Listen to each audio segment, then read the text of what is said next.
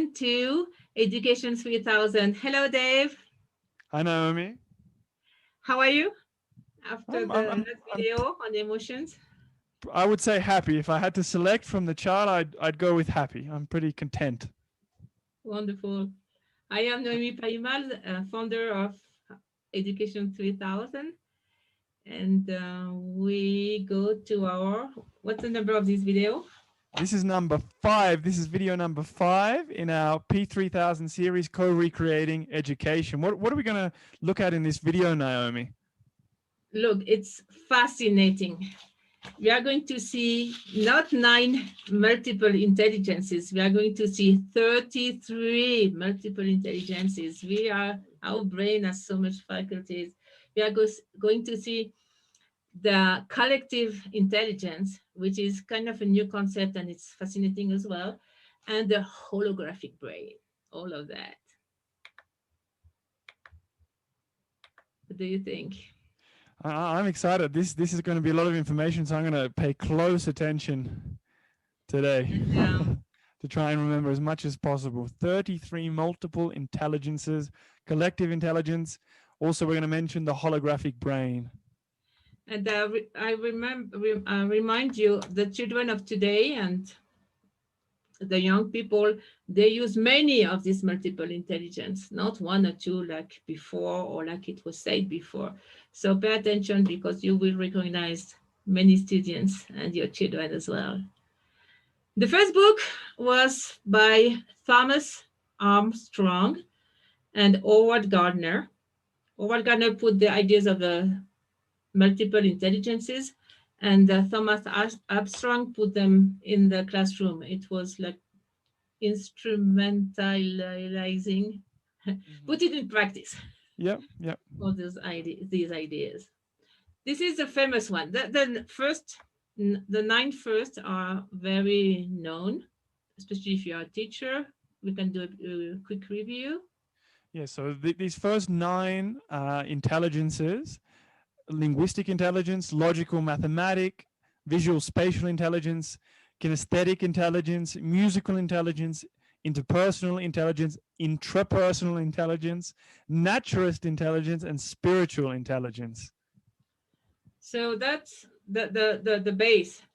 Interpersonal is the ability to relate with others, like social skills or how to deal with teams and stuff like that. And intra is more introvert, like you know yourself inside. And then these 2 authors, Armstrong and Gardner, they say the 8th one, later on they add up the naturalist intelligence and they add up the spiritual intelligence with the whole discussion if it is an intelligence or if it is a skill. Well, it doesn't matter, but they recognize there is something else. But it was not enough. So when we saw all the children and when we start with P3000, and that's 20 years ago, actually I wrote the book in 2006, and we already put 4 more: intelligence, intuitive, because we saw kids so empathic and so intuitive that we consider it another intelligence. The emotional intelligence, of course, from Daniel Goleman. Practical intelligence is not enough to know something, but you have to know how to put in practice and what we do with that, and that's really an intelligence. And one called co-creative intelligence. Take all the intelligence together and co-create or produce something different with your creativity. And do you know this picture? Yeah, we talked about this very talented young girl a few videos ago. What's her name? She's only 8 years old, and her name is Adara Perez. Type in the website, please, Adara with an H, Adhara. And can you see what she's reading? Yeah, she's reading a book about science and technology, right? Yeah, and about the stars and the cosmos. This is absolutely amazing. So now we are going to challenge you. What kind of intelligence does Adara Perez use? And we prepare a small video on that. She's absolutely amazing. I am a fan of her as well. Let me see. Yes, this is the videos. This is a conference she gave at the age of 8. And mind you, when she was 4 years old, she finished all the school, primary, secondary, everything. So Incredible. we have some subtitle. Just the beginning is in Spanish. Is the sound okay? Yeah, I think Great. it's pretty good. Let's see how we go. As well, we can put this video as well below in the description, so you can check it out as well. It's so small.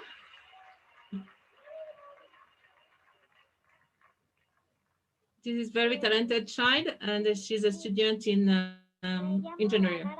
Engineering? Engineering, yeah.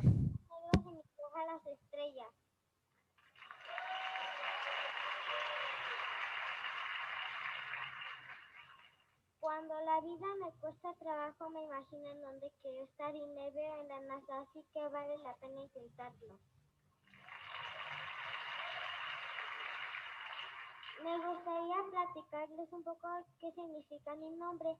Mi nombre es una estrella de la constelación Canis Mayor. Arriba se encuentra Vincent, abajo Aldura, la estrella más hasta arriba la estrella más brillante que se llama Sirius y hasta abajo la estrella Dara. ¿Quién soy yo? Soy Adara Pérez. Tengo 8 añitos. Nací el 28 de agosto de 2011. Cuando era muy chiquita, cuando tenía 4 años terminé primaria, secundaria y la preparatoria.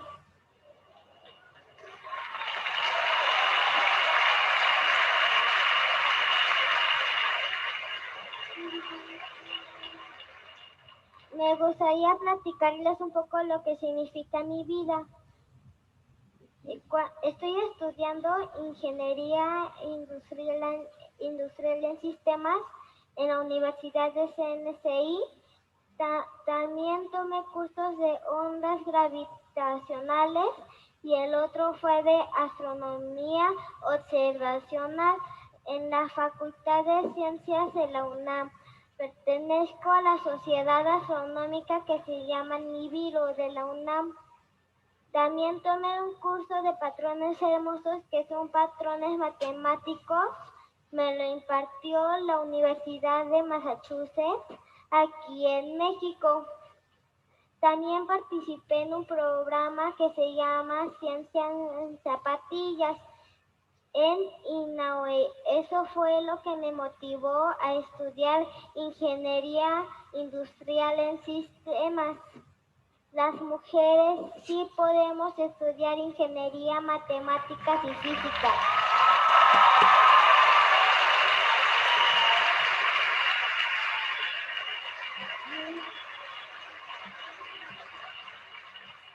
También participé en Space Up en Querétaro. Me gustaría platicarles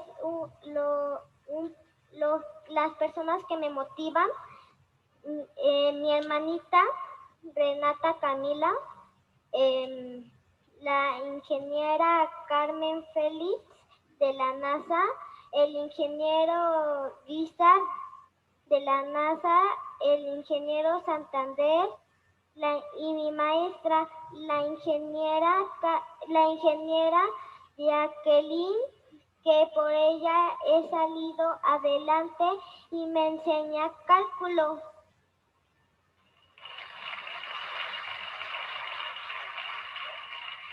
Me gustaría presentarles a mis superhéroes, Albert Einstein y Stephen Hawking. Les quiero platicar me gustaría platicarles lo que estoy investigando, que son los agujeros negros. Dice la ley de Hawking que los agujeros negros es una área en el espacio, que su gravedad es fuerte. La luz que entra al agujero negro pesa menos, se estira y se hace materia. Eso es la radiación de Hawking. Pues yo opino que un agujero negro pueda acabar con nuestro planeta Tierra, pero que el ser humano puede hacer es construir naves y colonizar planetas que tengan agua. Viéndolo desde otro punto, y si imaginamos que entramos a un agujero negro y si sobrevivimos, se aplican las teorías Einstein, tiempo, espacio y universo paralelos. Imaginen que entra a un agujero negro y si sobrevivo, se va a aplicar la teoría de los espejos y va a haber muchas imágenes mías. Y una de esas imágenes mías va a hablar así, hola mamá, y la otra así. Esto se debe a tiempo y espacio. También las estrellas que vemos en el espacio ya están colapsadas, pero las seguimos viendo en la Tierra. Así que el ser humano sí puede viajar por el tiempo, o más bien el ser humano está viajando por el tiempo.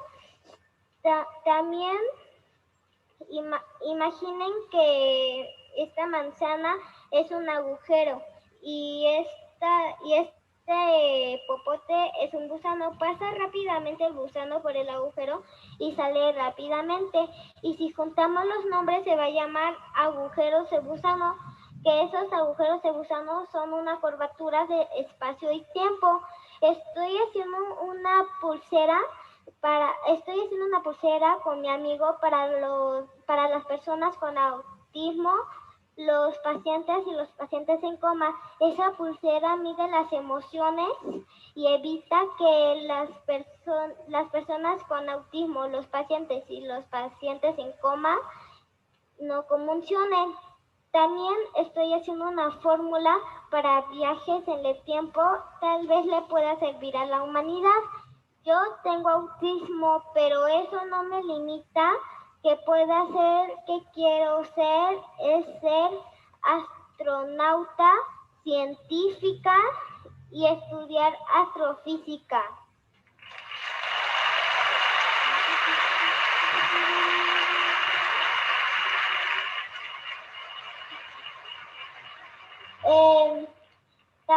Estoy investigando 2 tipos de agujeros negros rotatorios. Pues este agujero negro tal vez creían que nos podíamos espaguetizar y nos podíamos hacer materia, pero los agujeros negros rotatorios grandes y muy masivos podemos viajar por el tiempo. Pero en el otro agujero negro no, también es rotatorio y es chiquito, pero en esos sí nos podemos espaguetizar.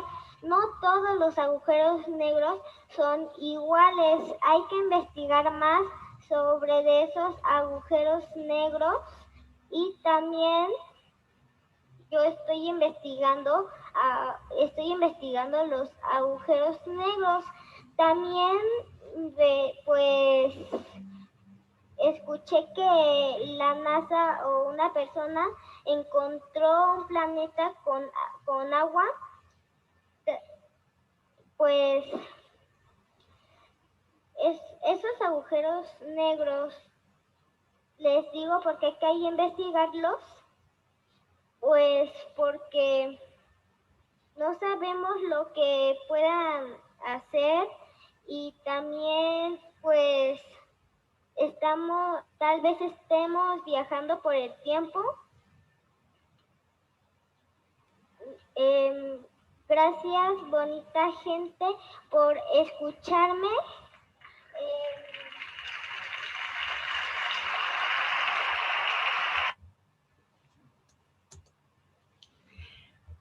I will stay forever listening to her. I don't follow even all her ideas, and I'm old. I should understand that. She's a child prodigy. Amazing. Amazing. And what's this list you've compiled here, Naomi, with more types of intelligence? Yes, that we start in researching more, to do some more investigation. Like for instance, Adara, she used so much intelligence, and even intelligence that was not listed before. See, that's why I put this video. And as well, because we shouldn't underestimate the potential of the brain, because maybe we have all otherwise capacity here, so just is not unlocked. So that's why I put the video. But listen, we did this in research with the University of Maracaibo in Venezuela, and we tried to list what else we could find. Maybe it's mixed with abilities, maybe it's mixed with different intelligence, but at least we end up with 33. Do you want to just to list them? Yeah, we invite you to investigate anyway and recognize all the capacities of the human being and throw that into education. Yeah, so you guys found quite a lot of additional intelligences, right? Digital intelligence, lateral intelligence, so the ability to find solutions and develop tactics, associative intelligence, healing intelligence, affectionate intelligence, empathetic intelligence, the ability to reconcile, multi-level or holographic intelligence, pedagogic intelligence, humorous intelligence, financial intelligence, sexual intelligence, emergency intelligence. So, you know, in case of an emergency or a disaster, that ability to really respond. Yeah, to take care of the situation really fast. And ludic intelligence. Ludic is game, playing, to transform an information in a game. Like probably all the guys doing video games, they must have a very ludic intelligence. And the 22, if you don't know what to do with your children or students, at least laugh, at least have a good sense of humor, and this can help you and save you from many situations.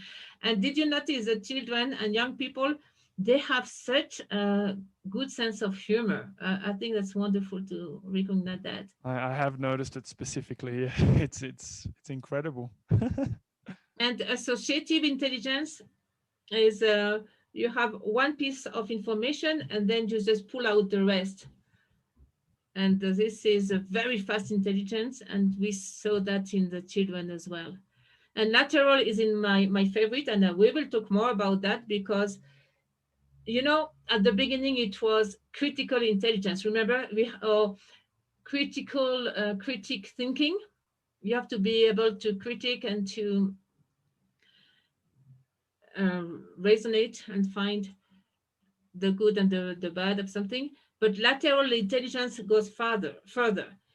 It proposes solutions. So it's not only to criticize, but to give a solution and implement a solution, and to have all the tactics to get to your goal. So this is what we need nowadays.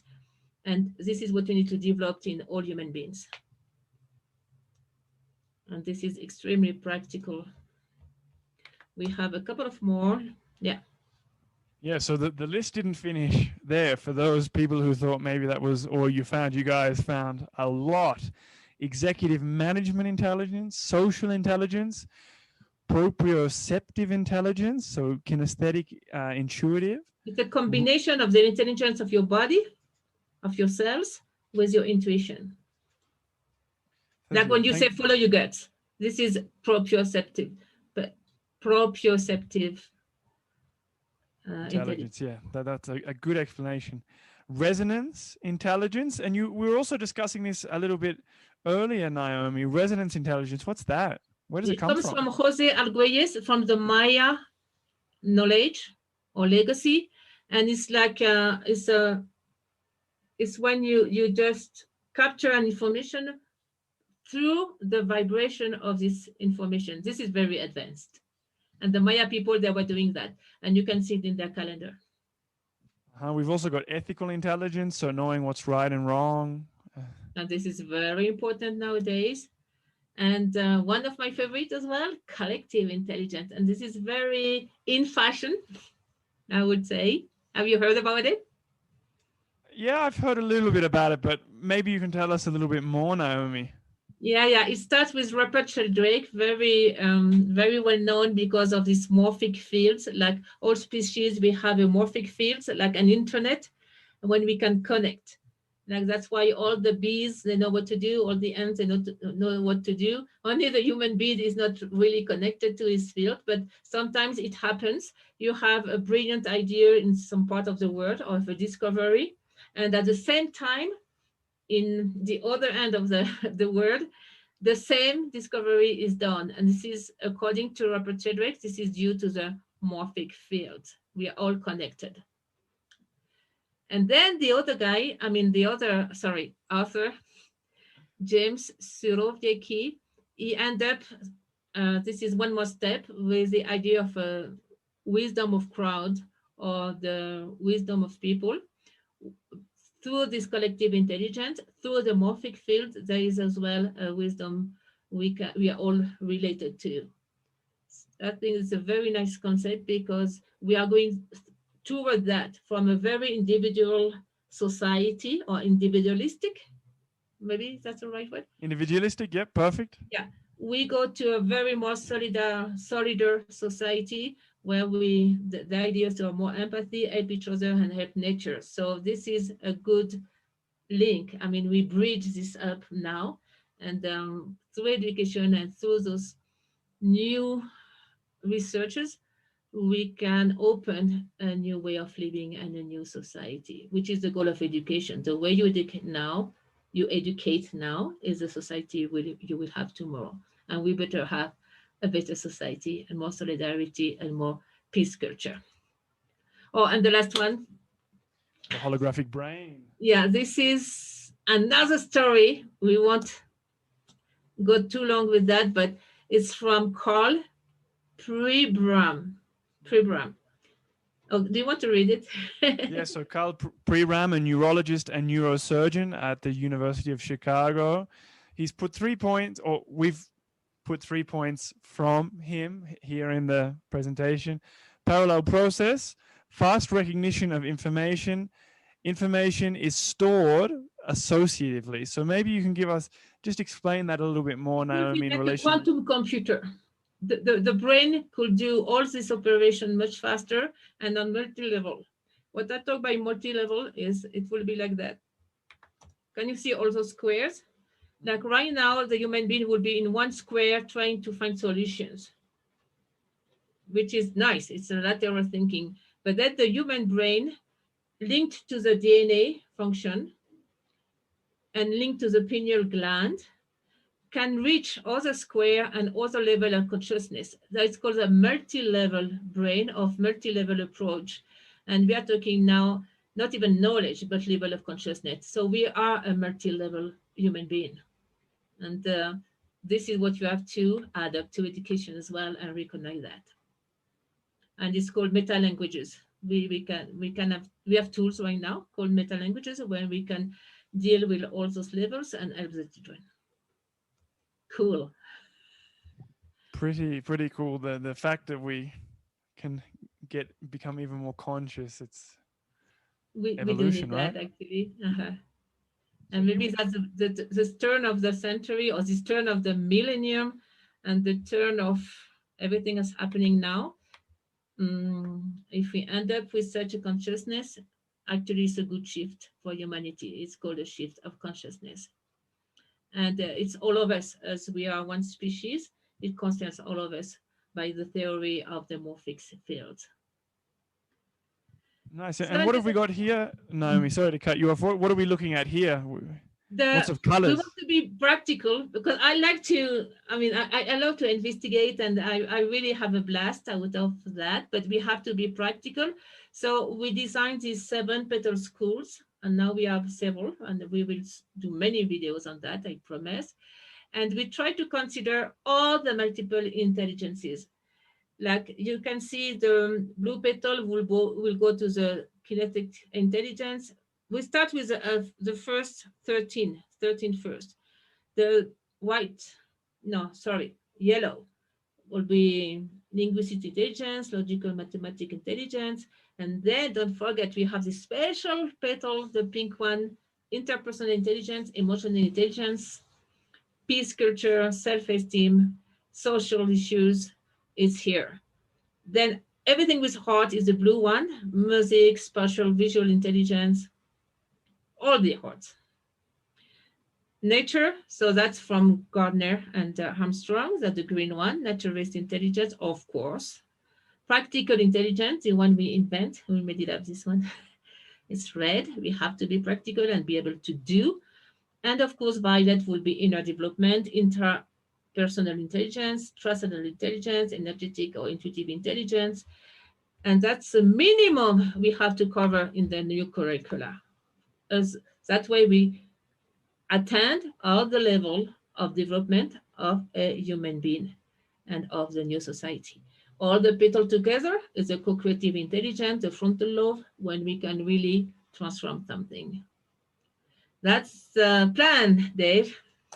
Yeah, so for all our viewers, please stay tuned because we're going to be doing a lot of videos on the 7 Petal schools in this series, in this first series, level 1.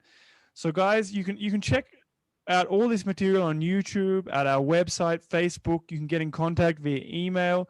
All of these are below in the description as well. So you can just click on them or copy and paste from the description. It's all there. What's our next video going to be about, Naomi? And something very important. It's called Pygmalion effect.